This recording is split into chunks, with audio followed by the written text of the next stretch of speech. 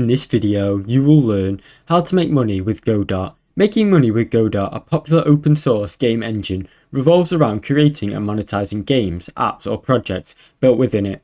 One of the most direct ways to earn money is by developing a game and selling it on platforms such as Steam, itch.io or the Google Play Store.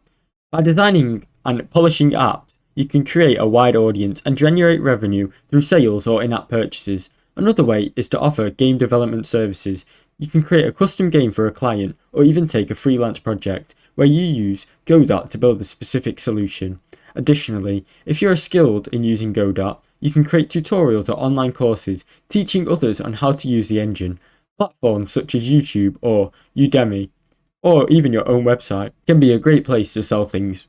Lastly, you can monetize assets. Create and sell game assets such as sound effects, sprites or code plugins, or on the marketplace, such as open game art or itch.io.